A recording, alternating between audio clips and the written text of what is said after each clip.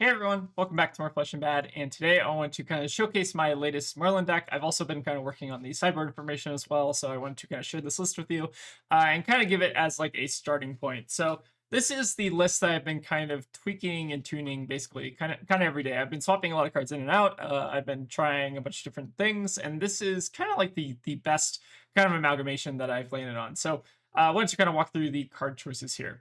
So in our kind of like main configuration, if we look at like our main deck, we're running a lot of the standardly good Marlin cards. I think that there are a couple little inclusions here in the blues that I'll kind of touch on in the most part, but I think for the most part, like the reds and yellows are pretty much ubiquitous in terms of inclusion in like the main deck. And the equipment suite, we're on Dominion, which I think is a little bit different from Crosswrap. We do have Crosswrap in the board. And I think we can also use that for certain matchups as well, where the Dominion is maybe a little less relevant. But I do like Dominion, just having the option for it in the deck, especially with some of the other cards in our sideboard, which we'll get to in a second.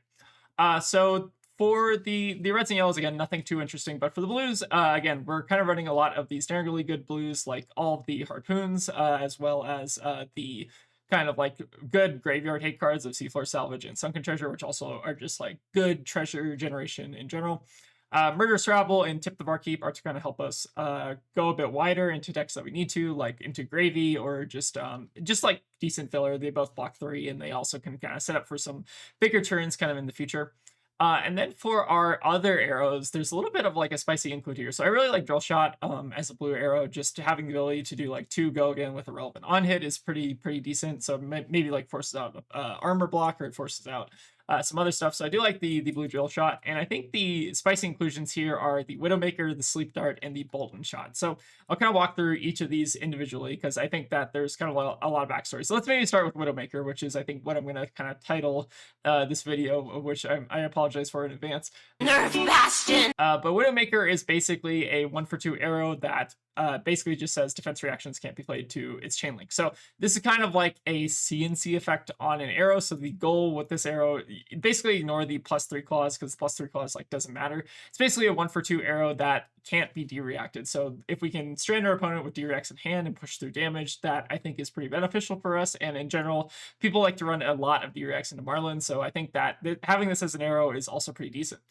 This also has additional utility into Gravy. So this is like a 1-for-5 arrow. Sometimes you can like do a couple like cute things, like you can pump it and then send it out like a chum or like Humperdinck or whatever, and that's like a way to kill it.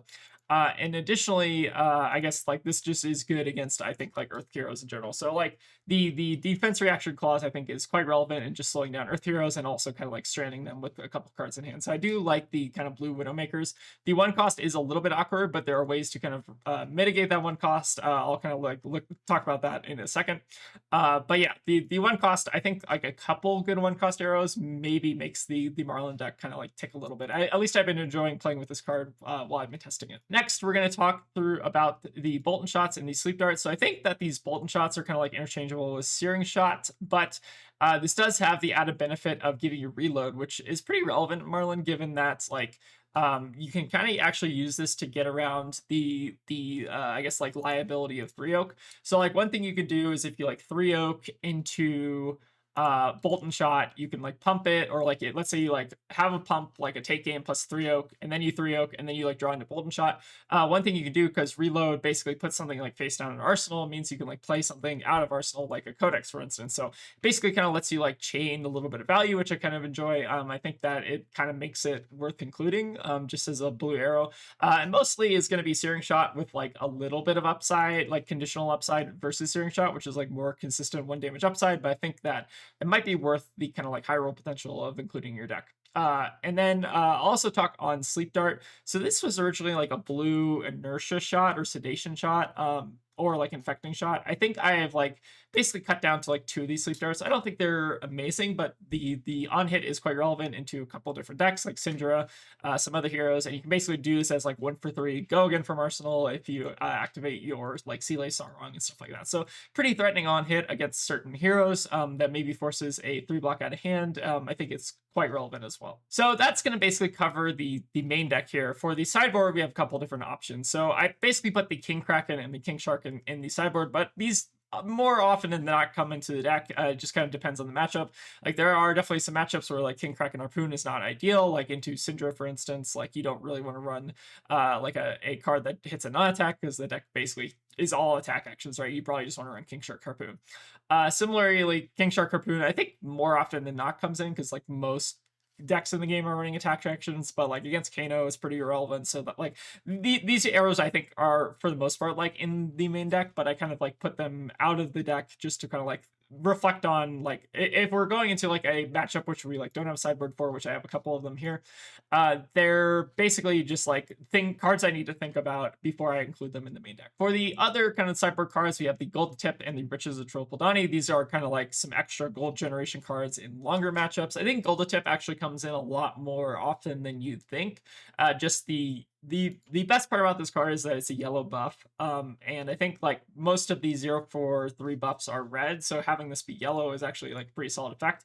The clause of it, if there's a yellow arrow face up in your arsenal, I think more often than not does not happen, but it does come up if you're making a lot of like Goldfin Harpoons, you're arsenaling him. And if you haven't seen like a Gold Tip and you have like the opportunity to make a Goldfin Harpoon and like arsenal for next turn, I think that's like definitely a pretty solid value play, because then you can like Gold Tip, like fire your cannon, and then like send it. Next, we'll talk about the Tipples. So Tipples I think are the most contentious pick right now. I think that there are a lot of non-Tipple lists that are doing quite well, or like that have pretty good results behind them. I still enjoy the Tipple, and I'll kind of explain why. So first of all, let's talk about Tunic, I guess. So Tunic basically gives you a resource one every 3 turns, and there aren't actually a ton of ways to use Tunic. Like the best way to use Tunic is maybe to like unbrick your hand or something, and that's like a valid reason to like just sit on Tunic for a while. But Tipple is really the main card that kind of like plays off Tunic. I guess there's also like 3 of a Kind, but 3 of a Kind very often like you don't really need the Tunic to do it unless you're like blocking out on something and then you're playing 3 of a Kind to like follow it up. Like 3 of a Kind does not necessarily require Tunic, although it is sometimes nice to have on the 3-oak turn depending on like your draws and stuff. So basically Tipple is like the main way to use our Tunic counter, especially into more aggressive decks who don't want to like block the on-hit. It's pretty decent into Gravy, and basically our Gravy strat, we're not trying to go for the Endless Arrow, because I still have a bit of doubts about the consistency of that into good Gravies.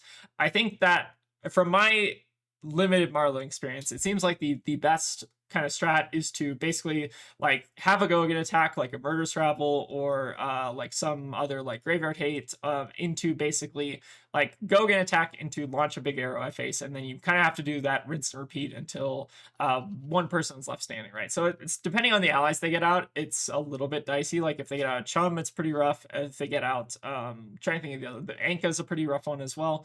There are basically a couple like priority allies you do have to kill, and you're mainly trying to kill those and then just fire at face to kind of slow them down, or at least prevent them from kind of like developing out their board. Similarly, for the kind of Gravy game plan, I'm also going to try out these Barb Barrages. Now, originally these Barb Barrages I think were these like 2 CNCs in the board. I think that's also a reasonable slot, but for today we're going to try out the Barb Barrages. People have been telling me that this card is pretty all right, especially if you can like use it into certain decks like Gravy, Prism. I'm going to try it out. I still have a lot of doubts about this card, mainly because the cost curve is quite rough.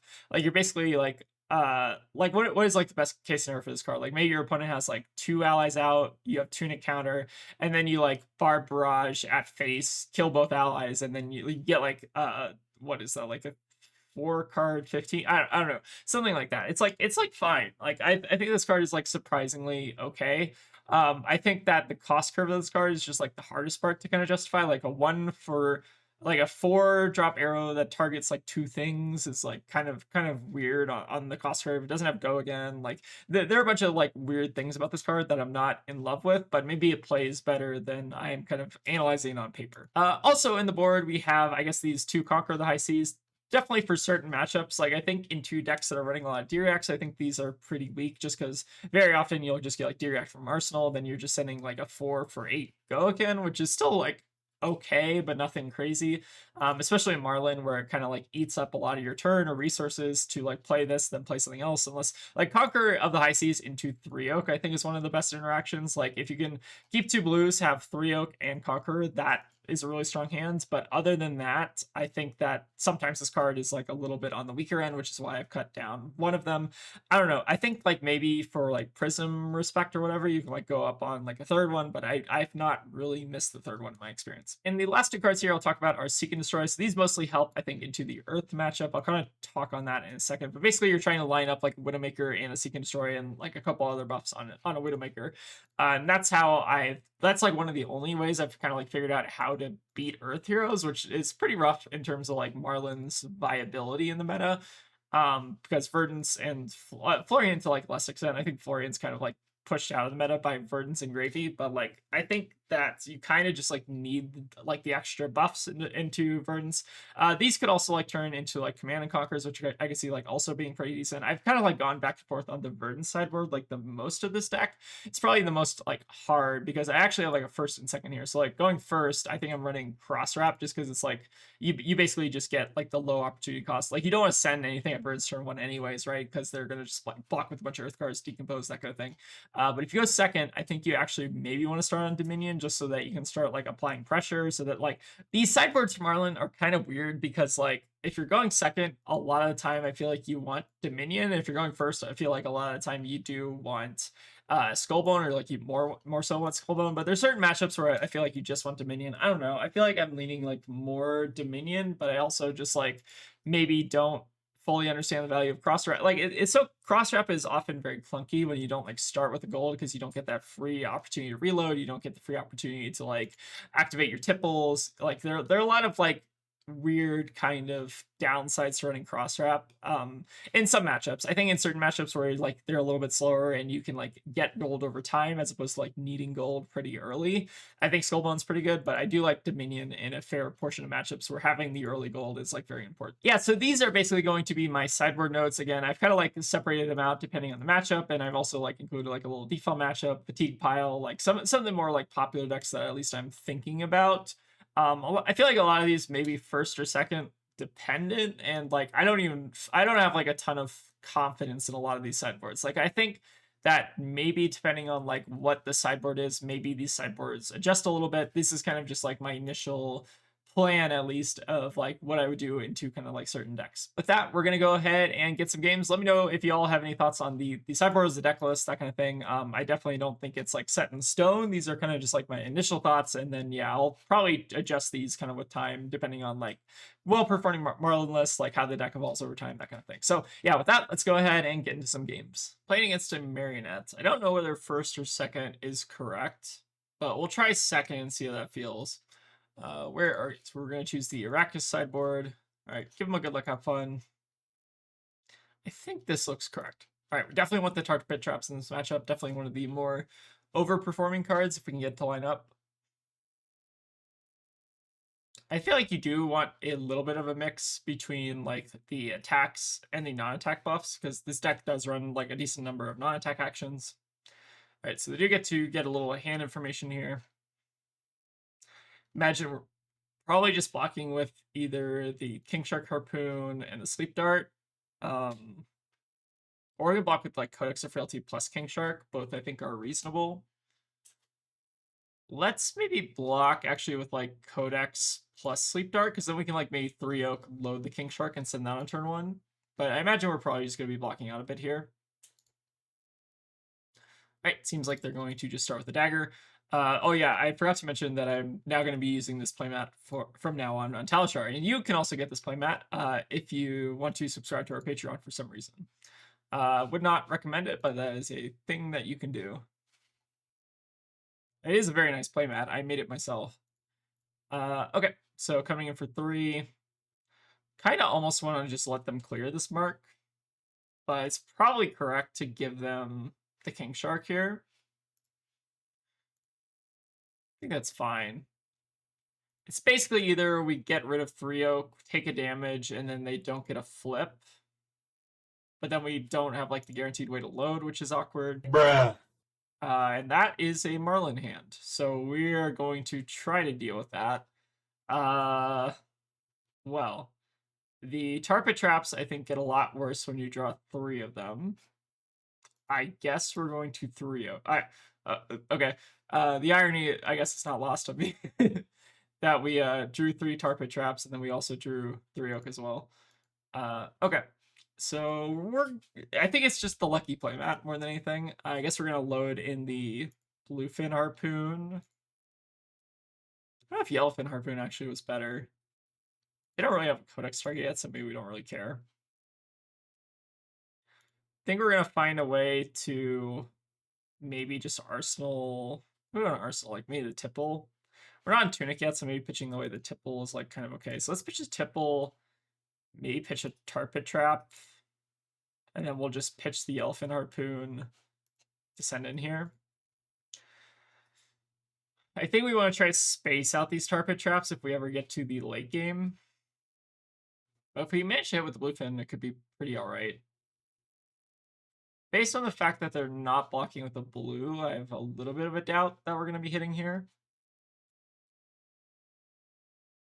Oh, hey, they do have blue. Very interesting. All right, so we at least got them to block with the blue, which I think is relevant. I think that going for the hook there was probably a little bit greedy. Okay, so we whiff on that, that's fine. They're going to CNC us, which is maybe a little bit unfortunate, but we could actually stuff the CNC. I don't know if I actually ordered that correctly, but that's fine. If they dagger first, we can actually use this tar pit trap to stuff the effect of the CNC and just take 6. So it looks like they're maybe going to start off on a dagger here. They also might not be playing CNC. They might just like go for the dagger play, and then we can just play the tar pit trap. They have a Justin neck in hand, I guess. Yeah, I think we're just tar pit trapping this. We'll stuff basically whatever on hit they play next, because this only affects the next time an attack action hits. So it's pretty nice. We do have the big game trophy shots if we want to load in the King Kraken as well. They're a little bit awkward on this hand, just because we don't really have the resources here. All right, seems like they're maybe just going to pump with Tarantula. That's fine. I think worst case scenario here is like Codex, but even that's not the end of the world. Like, what do we have? We have King Shark, so that could work. Okay, so we can big game trophy shot, discard the gold. And that's one option. And then we can like fire off a big King Kraken at them. Which will probably hit, but it probably won't get the disruptive effect. Let's go ahead and just, or actually, sorry. We need to pop our gold first. I think that's going to be the play, although it's not incredibly exciting. I don't think we're going to actually put a hook on it, because depending on how much we can fire it for, it's pretty unlikely that we're going to be able to do it. We could also send in the Gulfin Harpoon, and that would get overpowered, but I think we're sticking to the original plan of just like take aim plus King Shark. We'll come in for 13. But we will go off an Arsenal, which is a bit rough. We could also just send it for 10. And then Arsenal to take aim.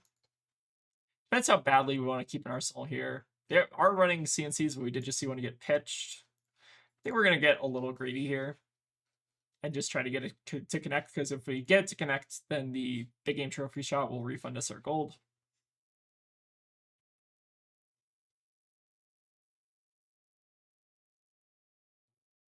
Yeah, we've had a couple little rough draws here.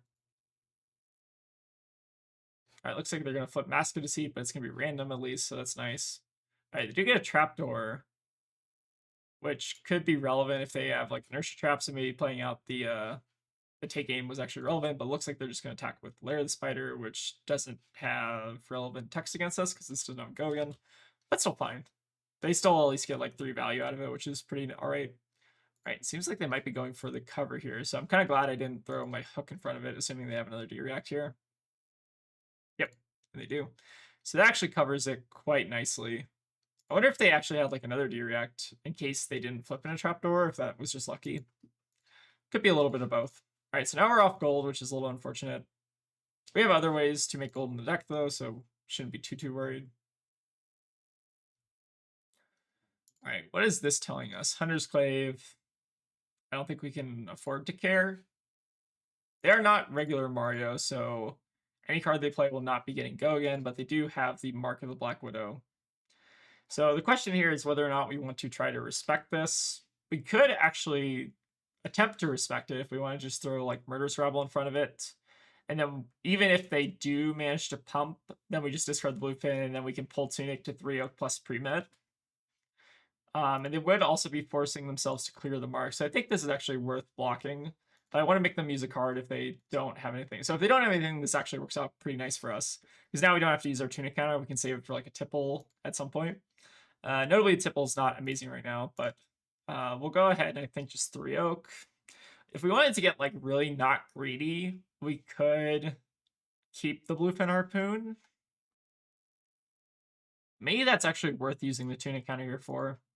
We did already pitch 1 Tipple away, so maybe using the Tunic resource is not incredibly necessary. If we hit 2 blues like this actually might work out better for us. So let's load in the Redfin Harpoon, and now because we used our Tunic, we actually get to keep an Arsenal here. Although we could have actually kept an Arsenal, if assuming we hit off of the pre-med here. Let's go ahead and try to hold on to, I guess, our Bluefin Harpoon, probably your most relevant one. I can see the Elephant be good against Codex, though. And then do we want to hook? It's coming in for 11, so they need 2 D-Reacts to deal with it. We've seen that they're running at least Sync and Shelter. I think it's still a little bit too early. Because losing Hook, especially with the block on it, is pretty easy here, assuming that they give us like 3 blocks plus 2 D-Reacts. I want to try to eliminate the possibility. I think once we get it to like 13, they also have like attack reacts too as well.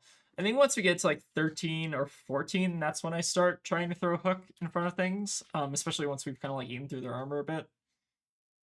But yeah, it looks like they're maybe got at least a D-React here. Maybe they're just going to take it like this and then... Okay, so they did have a D-React, so they probably could have actually broken our hook if we gave it there.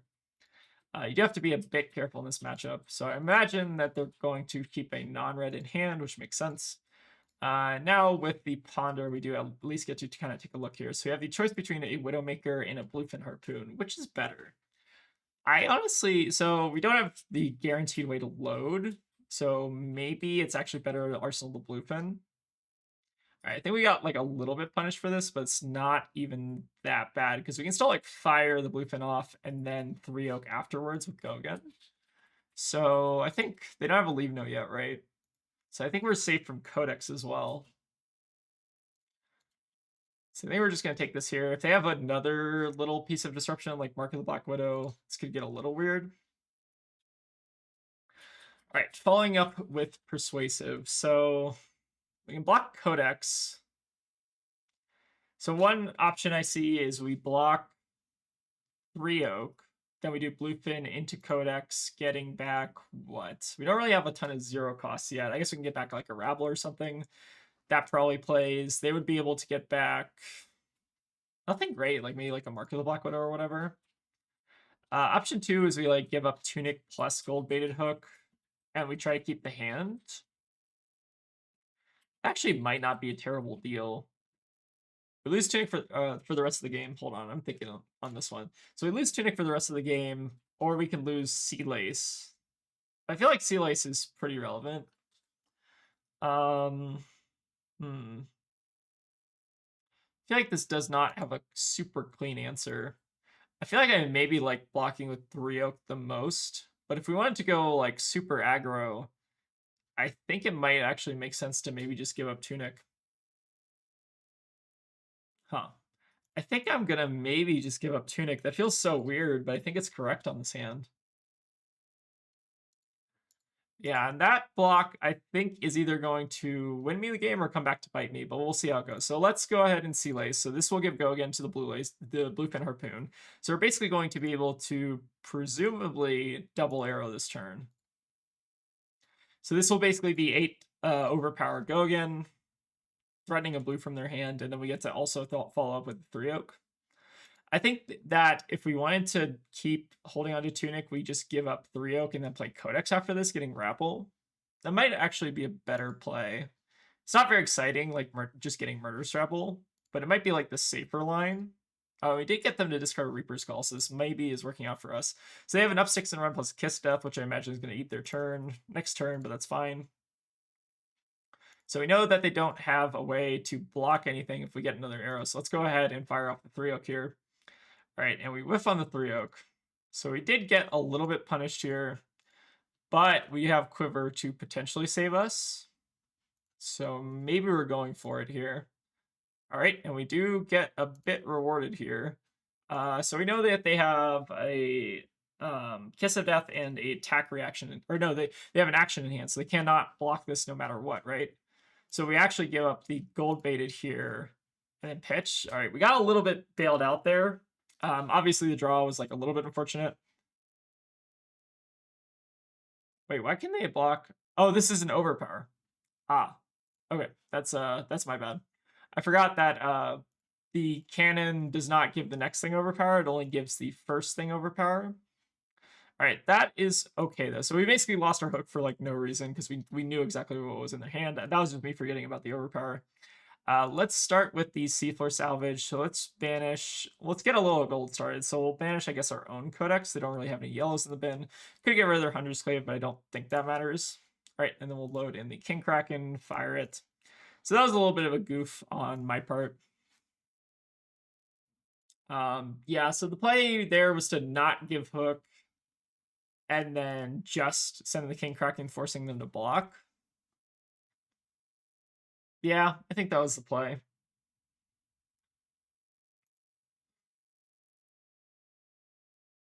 In my defense, I am getting distracted by the play. I'm not used to playing with like two little Zens on either side of me that are also supposed to be Wilsons. Who's our cat, by the way? All right, they have Lair of the Spider, that's fine. All right, so we get to take a non-attack here. If they give us Codex, is that fine for us? What did they get back? They don't even have a leave no, right? I feel like we maybe just want to give them Codex, and if they don't want to play it, that's, I think, fine with us. We do get some gold here, which is quite nice. I think if they Codex, we're like actually completely fine. We like discard a King Kraken, or we discard, I guess, like Bolt and Shot or whatever. So yeah, I think we're just saying no blocks here.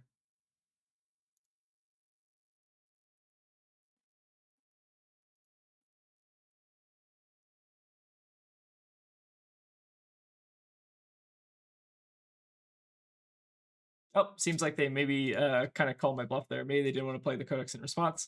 That kind of makes sense. All right, we'll go ahead and crack our gold just to load in this King Kraken. All right, we draw our own Codex. So unfortunately, we're not loading face up, but I guess we just get to Arsenal Codex for next turn, which is fine. And yeah, we're definitely missing out on quite a bit of value because of the way we used our hook there. But yeah, that was my bad forgetting that we sent the Bluepin Harpoon early in the turn. For some reason, I thought we'd like activated it like right before we did that. All right, so they're gonna cover. That's A-okay with us. We get a CNC out of the way, and we still know that they have that Codex in Arsenal. So I imagine that's just gonna be what they send here. And then what do we do in terms of blocking? Probably just block with like the pre-med or whatever, and maybe like Sea Lace. We'll see what they do here. But this hand's pretty good, actually. Oh, they're not even going to play the Codex out. That's kind of wild. All right, we're going to start off with a Tipple here. The Tipple is obviously a lot worse now that we lost Hook, but that's A-okay.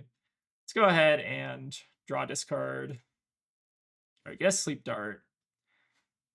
So maybe here what we're going to do is actually pitch the take game for later in the game. So we'll go ahead and activate our Harpoon here. Could also get a Widowmaker and pump it pretty big. We do buff Widowmaker. Does that work? Do we even have a Widowmaker, actually? We do not have a Widowmaker. We do have a Sleep Dart. Is that worth it? Might be worth it.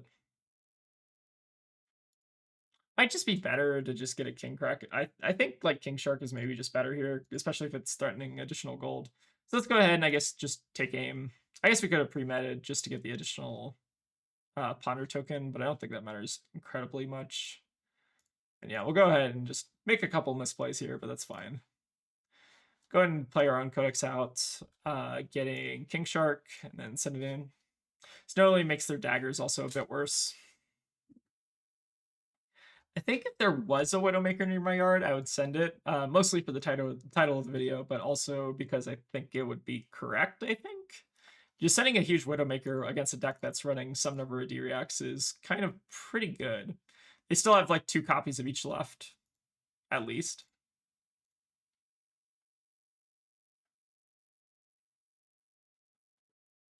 All right, looks like they're just going to give us scar tissue here, and then we got to take a look at their hand. All right, so they have a leave no. What does starting point say? Activate this only if you played a card or activated ability in this reaction step. So I think we're going to just take the CNC here. So we know that their hand is Codex, leave no, and then Codex and Arsenal. So I think this is fine for us. Like, how did they give leave no go again, I guess. And then they play give leave no go again, play Codex. We get Codex back. I think this is fine. I guess they dagger for 0 to filter. Yeah, this is weird. So they can starting point this if they want. So I think we do maybe have to play around that. Yeah, losing the tunic also makes the tipples significantly awkward. I think we're somehow punting our way into a victory here, but I don't fully know how. So I guess we still want a starting point. Or I guess they can like still do this. They have to like flick plus starting point though. Maybe that's fine. Let's, I guess, give up the Sea Lace and then also Remed here. Feels weird, but I think that's correct. So they flick and they're going to give go again, and then they get to play Codex, which I don't think we mind. Yeah, I think this is fine. All right, so they get their Codex A-okay with us. Leave no comes in for 3, and then we can block it with the Sunken Treasure and just get a little bit of value. We can also play out 2 Barkeeps on our turn, Arsenal the Tipple for the next turn. I think this is a good trade for us, actually. So go ahead and turn over the Codex. Yeah, I think this is okay. So option 1 is we can actually play Tipple, load Harpoon. Does that do anything? Could sack a little bit of gold here and just see what there is to see. Let's start by playing out this, though. Not giving them a gold.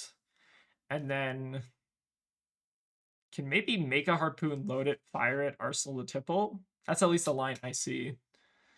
Yeah, I think that's probably correct. Assuming we draw into a blue, I think this makes a lot of sense. And we do draw into a blue, which is nice. So we'll go ahead and just fire off this for 6, or for 5, rather. The frailty does matter here, but they do at least have to give up 1 card or D-react or something. Cool. So I think this works out for us. We still got a pretty decent life lead, but that could easily go away. Again, I made definitely... This is probably the worst Marlyn game I'm probably going to end up showing anyways. If any of you wonder what kind of games I cut, it's probably this kind of game, but I think there are a lot of funny things that happen in this game, so I'm probably going to just like leave it in. Yeah, I think that couple unfortunate punts this game. All right, so Mark of the Black Widow coming in. We don't have any way to block it. If we did want to block it, we don't. So I think we're just letting them have a Widowmaker from hand. And hopefully their follow-up isn't anything crazy disruptive. All right, just Callisto for 1. I think that is A-okay. All right, so this is actually pretty good for us. We get to pitch Eye of Ophidia for Tipple, which is quite nice. Unfortunately, we don't really get to show the strength of Tipple this game, but we do get to get into draw some blues, so that's pretty good. Let's go ahead and bottom... Let's bottom one of them, because we want to draw into at least one of them. But we don't want to draw into both, I think. And we do have the option here of drawing an additional gold just to have an arsenal. Could be worth it. Could have also kept one of those arrows and then arsenal the arrow guaranteed. Maybe drawing into an extra blue is like fine though. Okay, so now we can just arsenal like Widowmaker and that probably wins us the game. I guess maybe Bluefin is also semi-reasonable. But they still have a couple DRX left, right? Like what DRX have we seen? We've seen 3 sinks. They have a shelter left, maybe additional layer of the spider, but it might not matter here depending on what they got. Oh yeah, seems like they said good game. So yeah, I think that was probably the most egregiously bad Marlin gameplay I've had in a while. I'm probably gonna show this off just to like show a little bit of the complexity of the hero, but I think my heart was in the right place. We did end up drawing like 3. We had some weird hands. We had to draw like 3 Tarpit trapped hand. We drew like 2 big game trophy shots in the same. Like I think there's some weird variance that game, but we somehow managed to get there. I think maybe the tunic block was wrong on that turn, and maybe we're supposed to not risk it on the 3 oak. But I did like getting a little bit greedy there. I don't know. I feel like there was a lot of like micro decisions that game that could have swayed the game in one direction or the other. But I don't know. I kind of like some of the plays that we made, except for obviously like the gold baited hook play as well. All right, yeah. Tell me how badly I punted that game in the comments, and yeah, let's go ahead and try to get another. Playing against a Puffin. I don't think this matchup is actually too bad for us. I think I'm going to choose to go second here. I do think I have a mech plan. Oh, I apparently did not fully fill out the mech plan. That's a-okay. Let's bring in our King Shark and King Kraken. I don't know if we need Conquer the ICs. It kind of depends on what Puffin list they're running. But I think I generally like the Tipple in this matchup. And then also, I think just running a good, healthy number of buffs is also reasonable. I think Conquer is also maybe reasonable. I have seen a lot on Crown, so we're going to try to run it like this. I did also want to briefly show the inspiration for the playmat. This is Wilson, if you have not seen him on the channel before. And he kind of has like an old man face, so that's why we made Zen kind of look like that. All right, we have 2 copper cogs to kind of start us off here. Seems like they're maybe just taking a little bit of setup here. That's fine. Let's go ahead and take aim. They are on Crown of Province, so that does kind of lend credence to boarding out the C and C's. Let's, I guess, just fire off the King Shark here. I don't think I'm going to be pumping into the gold baited hook. They do have quite a bit of armor and the potential for D-reacts. So I think just sending 13 here is pretty reasonable. Still holding on to our gold, which is fine. Use it when we need it. I think worst case scenario here would be like Sky Warden, but it's not even that bad because they don't have any golden cogs. Notably, the copper cogs I think can buff the Sky Warden, but it doesn't let you like repeat the effect. All right, so I imagine this King Shark cartoon is hitting. We get some pretty good options here between the Dovetail, the Soup Up. I think it's got to be just the Dovetail, probably the highest value card in their hand, and we will get an extra gold out of that, which is quite nice. They are going to send in the Palantir, though, which is going to eat a piece of equipment. What are we most okay with losing? Probably the Sea Lace here. And then how do we follow up, I guess, afterwards? Probably just do double Codex, right? Or we Codex... actually maybe use some gold here for filtering. But regardless, we're probably just going to give up the Sea Lace here and let them eat that. I think that is a-okay with us. Yeah, definitely a pretty strong start. Fortunately, they are keeping Arsenal, so they're not going to be able to buy that back. But I think now is probably the opportunity to go ahead and use some gold. So let's start by using a little bit of gold. Start by pitching the drill shot, and if we draw into a blue, I think this hand is perfect. So now with the option of bolt and shotting, does that help in any way? I don't think that does. So I think now we just want to seek and destroy, overpitch the yellow into the harpoon, and then pitch the blue, and then we Codex. So this means they won't get to buy back the Palantir. We get the King Shark back. And then the question here is whether or not we want to give the gold baited hook. I think that's still pretty risky. What kind of Puffin is this? It kind of just seems like value Puffin. They are running mostly mech cards up until this point, so it's kind of hard to tell if they're more the boost Puffin or the non-boost variety. We do get a King Shark plus the Seek and Destroy, though. So it looks like they're boost Puffin, which maybe means that we can be a little bit more cavalier with the gold-baited hook. I think I kind of like taking the Cogwork Zeppelin just to deny a bit of resources. Yeah, I kind of like taking that the most just because it makes the cog in the machine a little bit awkward. And then we'll go ahead and ponder, get a king kraken. This is working out really well for us. And we are also going to have a tipple for next turn. Okay, I think we're kind of cooking here. So I think on the basis that this is boost Puffin, we don't need to be scared of reacts. We just need to be scared of what their onboard armor is. Because basically the kind of main downside of boost Puffin is that you have to be running a lot of almost exclusively mech cards just to guarantee the consistency of the boost. So I think here, I think we might be wanting to just throw the gold baited hook in front of this. I mean, they're not going to have any on hits. It doesn't really matter. I'm just doing this in case they Palantir us again so that we're not losing out on a ton of value. All right, firing in with the Spitfire for 2, I think that is also acceptable. So this hand, I think, is quite nice. They do get Seek and Destroy, but they don't have any cards, so that's A-okay. Let's go ahead and Marlynn here.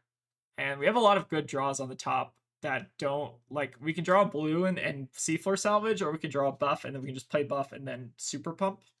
So I think we're going to start off with the Tunic here, and we're not going to Gold Baited Hook yet. We're going to wait, because we do have a Pirate card in Arsenal, to Gold Baited Hook. So we drew a blue, which is fine. That's a pretty reasonable fail state, I think. It's not even a fail state. It means just we get to play C4 Salvage this turn anyways, which we can use on the Cogwork Zeppelin or just on a Codex. I don't think either particularly matter. But we'll go ahead and play it out. I guess we'll target their Zeppelin just in case they want to get back at some point. And then I think we're just firing off the Seek and Destroy here. There's maybe an argument to trying to keep an arsenal, like one of the blue arrows or the C4 Salvage, and then maybe that enables us more gold for next turn.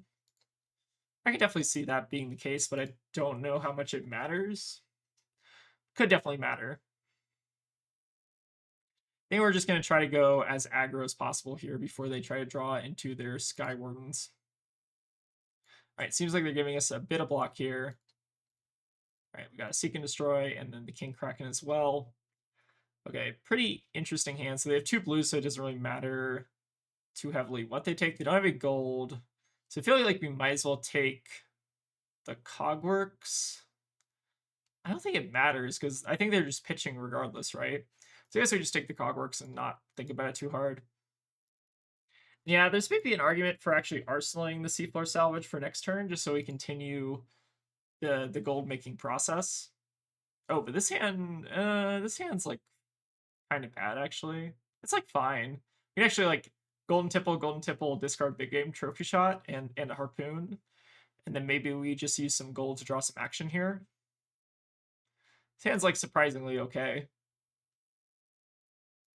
Right, this is to be expected, so they're just going to send in with the other guy, the Zeppelin. So they're going to make another cog, and then they can also send in with Spitfire if they want to. I don't think it's worth blocking on this hand, though. So I think we just want to apply as much pressure as possible, as soon as possible. I feel like they also haven't really had a good opportunity to maybe use Poly this game. Had a lot of ways to kill it, just with the tipples, though. Oh, maybe they are going to use Poly. Interesting. They do get to draw a card, but they're not going to be able to keep it off the Seek and Destroy. It's kind of interesting. Maybe they're just doing that in hopes that I would block it, or I would try to kill it. This notably does have to hit a hero. So let's start. I think we actually want to start by discarding the big game trophy shot first in case we need to fire this harpoon. So let's pitch the sleep dart. We'll target them. And then discard the big game trophy shot, see what we draw into. Right, kind of interesting.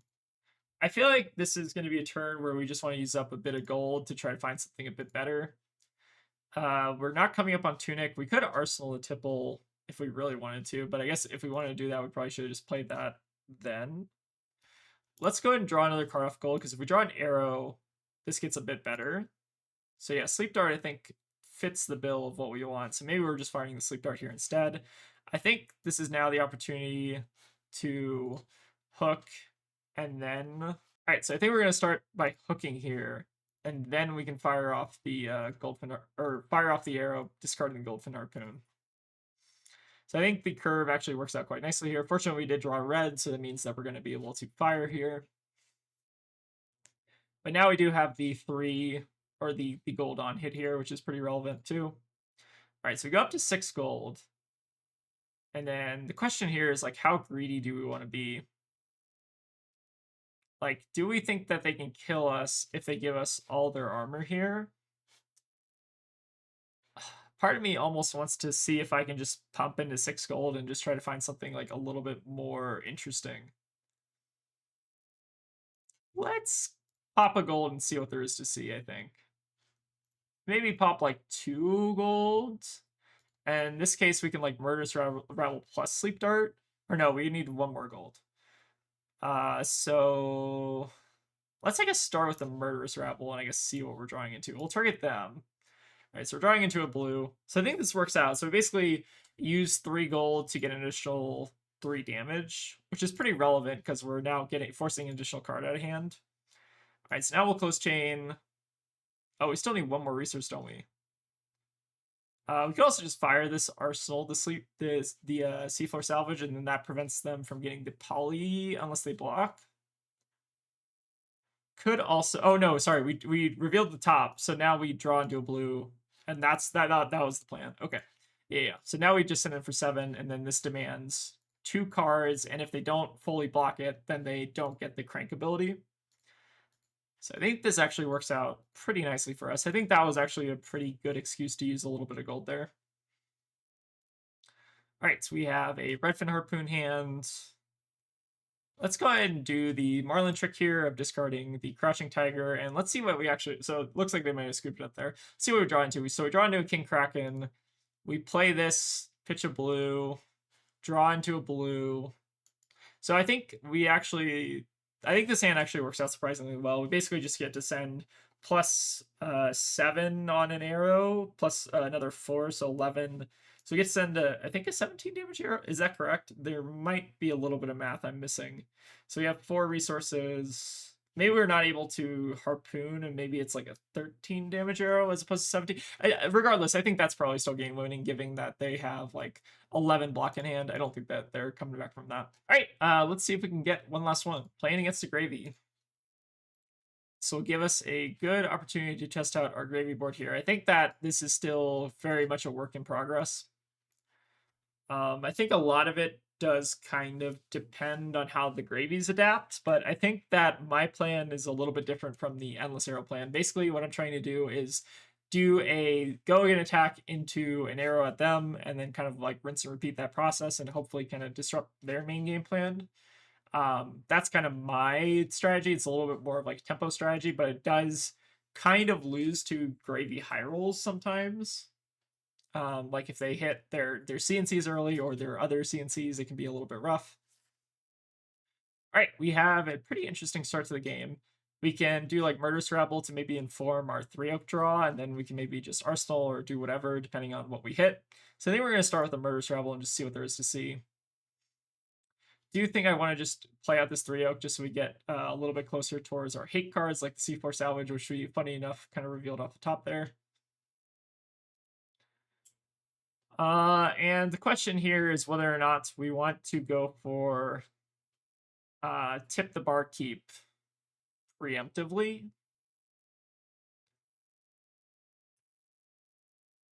There are a couple ways I feel like this hand can go, where either we want to have the tip the barkeep for extra resources, or we want to be like maybe doing something off 3-oak. I feel like maybe not playing the tip the barkeep is like kind of okay. Could also just like not play out the 3-oak and save it for next turn. I feel like there are quite a few options here. I kind of like the option of getting aggressive with 3-oak and maybe just playing the tip the barkeep. I don't know if this is correct. We could also pass here and just see what they do. If they Gravy discard, then maybe we get a little bit more aggressive. Let's play it a little bit safe. Let's maybe inform our draw a bit and not just try to YOLO on turn 0. So I don't know if that actually would have worked out very well for us if we actually went for the 3 oak there. All right, they do have a chart the high seas. Hopefully, oh, do they? Oh my god, that is a brutal chart the high seas. That's kind of hilarious though. Wait, why didn't they compass first? They could have like seen that there was at least a red on top, right? I mean, I guess it doesn't really like depending on what their draw is. I guess it really doesn't matter, but like you could have at least informed it like a little bit, right? Huh. That was a very interesting play. All right, so I think they're gonna put their first ally in the bin. All right, play out the rigor mortis, which is a little bit scary. We don't fully have the way to deal with that right away. So I think we're just going to be taking a little bit of damage here. We can pre-med, 3 oak, draw, king kraken, 13 them.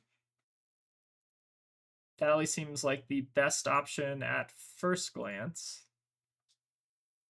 Could have blocked a little bit with like carpet trap, but I do kind of want to like just hold on to the C4 salvage. They might be like onto the strat though, of like maybe they're trying to like play out of allies to kind of like play around both the sunken treasure and C4 salvage effects. So I think we're gonna go ahead and just 3 oak here. We did see 2 Diriacs gone, which is I think a pretty big deal for us. Let's I think load King Kraken over King Shark. I think both are pretty good for us. And unfortunately here we might, so either, all right, we have 2 options. We can either pitch the C4 salvage, pump, and then Arsenal, or sorry, we can either pitch the C4 salvage or basically we can either keep the 3 oak or we can keep the C4 salvage. I think those are kind of like our 2 main plays. Let's, I think, oh wait, there's also a third play. Or no, there's not. I mean, actually there is kind of a third play. We could actually gold kiss, gold draw, pump. Can we do all of that though? I guess it depends on the gold draw. That might be too risky though. Let's go ahead and pump, and then maybe just. Do we want to Arsenal? Oh god, I don't know actually which one's better. I think we're just sending. Sorry, I think we actually want to hook this too. Let's hook, and then let's send in. I don't know which is better. I think we gotta keep the 3 oak. I think it's one of our power cards, so maybe just pitching the first sleep force salvage is fine, and they might not even give us the opportunity to use this anyways. So I think this is actually kind of okay for us. It's kind of awkward because we're like not using the ponder super well since we already have an arsenal that we want to keep. Was there actually an opportunity to use the sunken treasure beforehand? I don't really think there was. All right, so we still a little bit of their gold. Or I guess I don't think they had gold in the first place. That's fine. All right, so we have the option of taking either the diamond amulet or the chum. I think we actually are supposed to take chum here just so they can't tipple. I think that makes sense. Means that they're not going to get as much value on their turn because they don't have something to discard. Giving them chum and graveyard, obviously not great, but I think that's kind of worth it. And then we're going to go ahead and just arsenal, I think 3 oak here. You can also arsenal C4 salvage. I think it's probably 3 oak still. Ooh, sunken could be pretty good depending on what they do. All right, it seems like they're going to play out the chum first, which is definitely smart. So yeah, not actually that ideal of a hand. Feels like our graveyard hate is not necessarily lining up with what they're doing. So they do have the ability. So if they make a gold, they have the ability to threaten hook again. I think we're just supposed to block out a bit here. Maybe block with the drill shot in this. I think we're just supposed to deny the gold so that they don't have the ability to threaten hook. And if they want to threaten hook, then we can block a little bit more with like our gold-baited hook and the other thing. I guess turning over, I don't think it really matters, but we'll turn over like chart, I guess. I think this is fine. Definitely a bit of an awkward spot to be in, especially with chum on the board.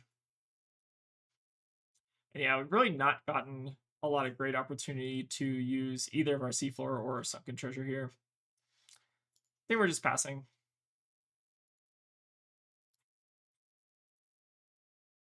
Yeah, very interesting board state we have here. I think there are a lot of plays we can do here. I think we maybe start off with pitching the Sunken Treasure, or no. I think we maybe start. God, it's so awkward because we want to like seafloor salvage, but if they 3-oak in response to this, then it gets really weird. Yeah, I think we're still supposed to maybe just 3-oak. So Chum discards Swabby. We can't play the seafloor salvage, which is really awkward. All right, draw no arrow hand. Not ideal. 3-oaks drawing into 3-oaks is a semi-common occurrence.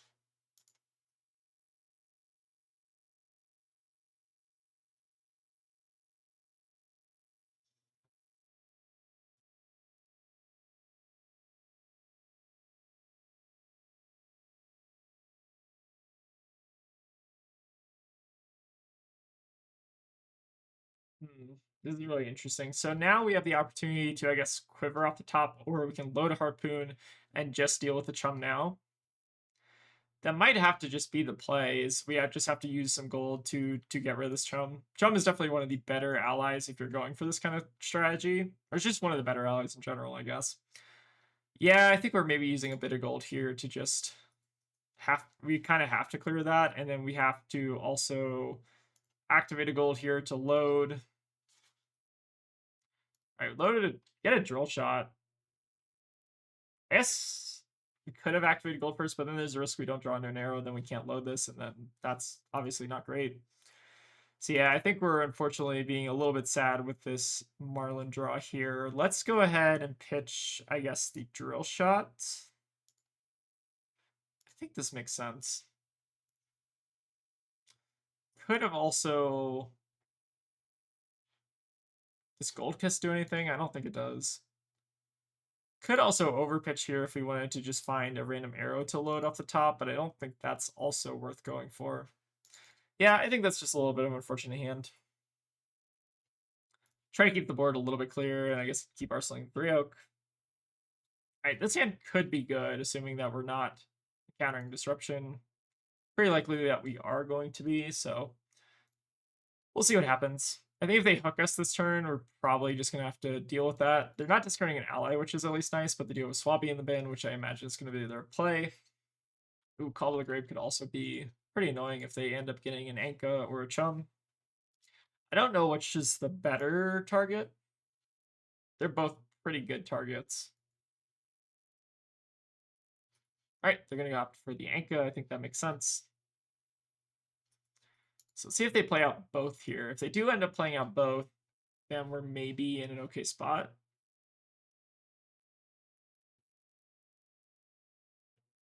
Because they're at least not like developing out the value from the allies they have already.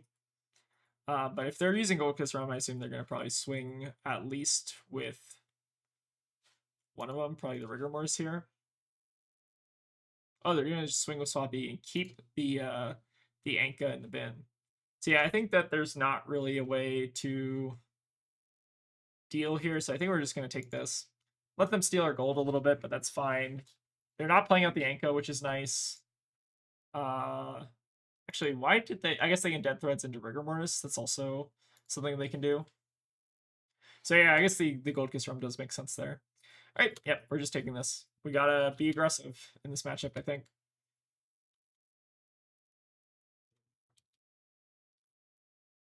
All right, so we're gonna start off with the Seafloor Salvage. All right, starting off with Seafloor Salvage, just get rid of their Anka, which is probably one of the better threats they have in this matchup in general. And we're going to be playing the pre-med. Then we have a few options here. We can either 3-oak. We can... I don't know if there actually are a lot of options. Maybe we just have to pitch the Codex here. Super awkward. But maybe just correct. Okay, so you get a Murderous Rebel, Yelfin, and a Triple Donnie. Interesting. So we can load the Yellowfin, but we can't turn it face up, unfortunately. Yeah, it's still pretty awkward. And if we're hitting a yellow here, it's obviously unfortunate as well. But maybe just have to get a bit aggro here. And then I think we're just arsenaling the Widowmaker so we can like give it go again with the Sarong. So let's go ahead and target them, pitching the triple. Oh, whoops, sorry. All right, I need to activate the Harpoon first, obviously, and then we're going to send in with the Elephant at them. All right, we remembered to activate Hook as well, which is nice. Yeah, I think our hate cards haven't really lined up incredibly well in this matchup, but I'm hoping this Yellowfin is at least a little bit annoying. If they manage to only have one yellow in hand, obviously that's a bit unfortunate. But a lot of their yellows they can't block for anyways, and like they want to discard them themselves a lot of the time. So I think the Elephant actually kind of does make a bit more sense here. All right, we get a pre-med, the gold baited hook, and then obviously the Yellowfin harpoon. All right, so they have no yellows in hand, just some conquerors. That is very sad, but at least they can only play like one conqueror at us. It's a little bit of hope, but I guess they like conquer into Swabby, and that's 15 damage, basically bordering on lethal. So I guess, super awkward. I guess we're arsenaling the tip and holding on to the Widowmaker. Ooh, Tar Pit Trap was actually a sick draw though. So this means we actually get to keep our arsenal. Oh, we should arsenal the Widowmaker then. Yeah, that was a little bit of pun. I was assuming that my arsenal was going, but I didn't remember the Tar Pit Traps. Obviously, it's like a little bit of a fortunate draw. But I was trying to hold on to Widowmaker, assuming that we wanted like an arrow to load. But I think maybe it was better to try to draw towards the Tar Pit Trap, and maybe that like gets us closer to kind of being in the game. All right, we'll go ahead and Tar Pit Trap, which will negate the effect, which is quite strong. We're still taking 5 here, which is quite a bit of damage. But they're not going to be getting any gold, and they're also just going to have to swing the Swabby to kind of finish it off here. So they do have another Conqueror in Arsenal, which obviously is not great. We do get to just send another Harpoon at them, though. I feel like there are a couple things we can try to draw towards that would maybe make this game a little bit closer. So option 1 is we just play out the Gold Kiss Rum, we Hammerhead Harpoon Codex. We probably die in the next turn because they have the Conqueror plus some other stuff. Option 2 is we try to get a bit aggressive with gold and hope to hit a buff, which maybe makes our turn a bit better. I think that might just have to be the play. Not give them any gold. I think we just need to start fishing here. So let's go ahead and start cracking some gold. We'll keep holding on to the Widowmaker just in case we need it. All right, Redfin might not be a terrible draw. Unfortunately, we're not going to get the go again here. We could actually go again at Swabby, but maybe that's too late at that point. Could also load the Widowmaker, Gold Kiss Rum it, send it at them, and then maybe they have to go some cards out of hand, because this does come in as a 1 for 5. I kind of like that option. Let's, I guess... So we need to draw at least a blue. So let's do that before we start cracking the Gold Kiss Rum. All right, take aim is unfortunate. We can double Widowmaker. Does that do anything? So now what do we need to draw to make this work? I don't know if there is a draw that actually makes this work anymore. We can, I guess, just not activate the Harpoon and just send all at face. That might have to be our out, actually. Maybe we just have an out to them drawing like the all ally hand, and they have to like block a little bit, and then maybe they can't play the Conqueror or something. These are all things that are theoretically possible. So do we want to play the take game on the Widowmaker, or do we want to play the take game on the Codex? I guess if we play it on the Widowmaker, they're more incentivized to block it, so we shouldn't do that. They do give us the gold bait hook, and the Fiddler Screen is a nasty card in this matchup. Alright, so that was a little bit unfortunate for the Widowmaker, but we'll go ahead and close chain here. So they gain the life back. Yeah, that was definitely a bit rough. I guess let's go ahead and take aim, load the Codex, pull Tunic, and fire the Codex off. I don't think this is winning us the game. Let's get, I guess, the King Kraken here. and shoot it. Yeah, I don't think that... Wonder if we did anything, like, super wrong this game. I'm not sure if we did. I think we had a couple... We had the opportunity, like, Arsenal Widowmaker, which maybe lets us clear an ally or something. So maybe there's some prioritization going on that was maybe better. Alright, we do hit with the King Kraken. Alright, they're giving us Sunken Treasure. So wait, how do they kill us? Wait, why didn't they just...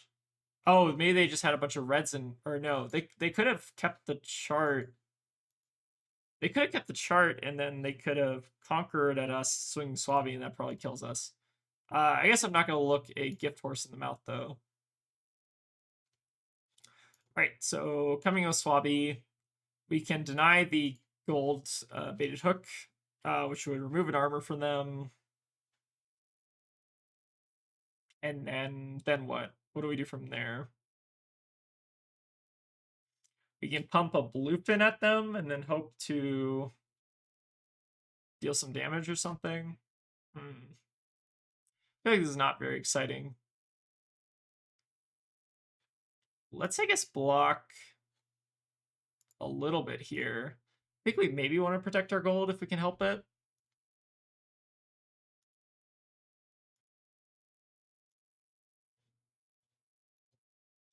All right, go ahead and start with the Sealy. So we know they have the Conqueror in Arsenal. We can shoot this, play Codex, get back just another big arrow or something, or we can also get back the Widowmaker if we don't want to use our gold, which is also an option. We could also swing at Swabby,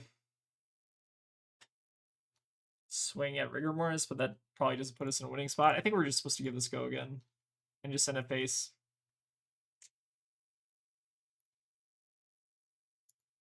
To assume they block with like a red here, or they show us a red, or yellow also works.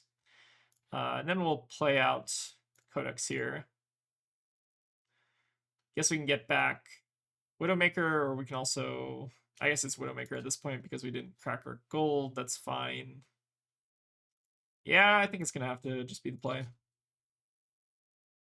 Maybe just try to force a couple cards out of them here. If they want to give us any, but I imagine they're probably just going to keep the full hand here.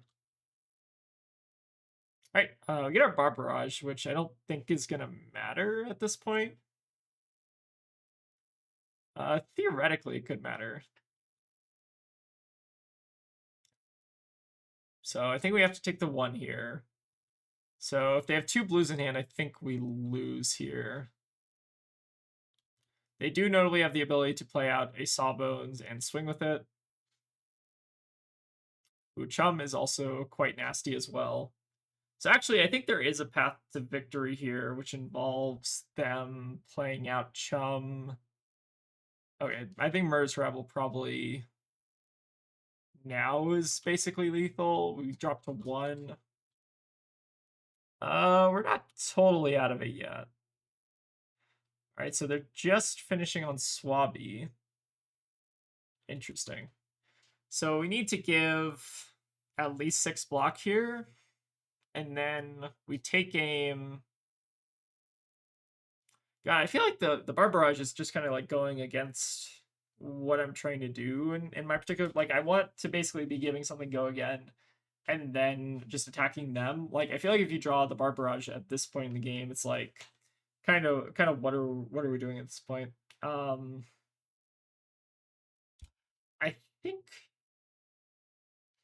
think the play is to block like here. Do we block a take aim? I don't think so. Could take aim blue. No, we need to give at least 2 cards. So I guess we're giving Tunic, and then I guess we're giving Seafloor. Yeah, this is not great. We at least don't have go again on this, which is maybe relevant. So we Bar Barrage. So we need to draw like a 3-oak off the top to actually like win this game, right? I think. So we should start by doing that, I think. Alright, Yellowfin Harpoon's probably not going to cut it. But we do at least get to send 8 at them. They have to give us a card, and then we also get to kill Swappy. Alternative is we can... I mean, I don't think there is much alternative, right? I think that's probably just got to be the play. And then I guess we can also... we can't pump this because it's not a pirate. Yep, I think that's just going to be the play then. We'll choose an additional target. We'll kill a Swabby. And yeah, I'm still not sold. Like, I don't know. I feel like this card should just be like maybe a blue tipple or something else random. I don't know. I'm not sold. Ooh, Fiddler's Green again. That's kind of disgusting. So yeah, they get to stay alive here, unfortunately, just based on the cycle, which is quite strong. So they basically just have like a Sigil Sauce in the deck. That's kind of nasty. And yeah, I think we're almost certainly dead here. But we got pretty close. What were, I think, like the main mistakes this game? We didn't Arsenal Widowmaker, which I think was a mistake. And then we weren't playing Gravy, was mistake number 2. But no, all seriousness, I think that this was actually like kind of fine. I still not sold on the Barbara. Like, I don't know. The Barbarage is so weird because it's like the breakpoints are really bad. It's super expensive. Like most of their allies have like 1 to 3 health or something, and we actually got surprisingly close to killing them there. Wait, that was actually kind of funny. So they had they had 2 rigor mortis in hand and 2 a port side and a giver. I guess not like super close to killing them, but like relatively close if they didn't have the Fiddler's Green there. Yeah, I'm not sold on the Barb Barrages. I kind of want this to just be another go again card so we can like go again, shoot them as opposed to like dealing 8 to like an ally. Like, I don't know. I feel like this card kind of goes against what we want to be doing in this matchup. I'm not entirely sold on it. I need a little bit more testing on this, but I think it's just kind of awkward. Like, I don't know. It's like if you're using this to kill Rigor Mortis, like why is this card not just like a 1 cost with Go Again or something like better to kill Rigor Mortis as opposed to like Barb Barrage? That's at least my like initial kind of perception on it. I don't know. Maybe it's like overperforming in kind of like a different style builds. Like maybe you're trying to do more of like the cross wrap stuff. I don't know. Not super impressive that game, but I'll keep trying to kind of test it a little bit on my own and see if it kind of overperforms there. I think that's probably gonna wrap it up for today. So this was my latest iteration of Marlynn. I think there are a couple matchups I still need to fix, but I'll try to have those fixed by the time that this goes on YouTube. And yeah, thank you all for watching, and yeah, see y'all next time. And a special thank you to all the folks who decided it would be a good idea to give us $2 on Patreon. We really appreciate the support, but it's obviously never required.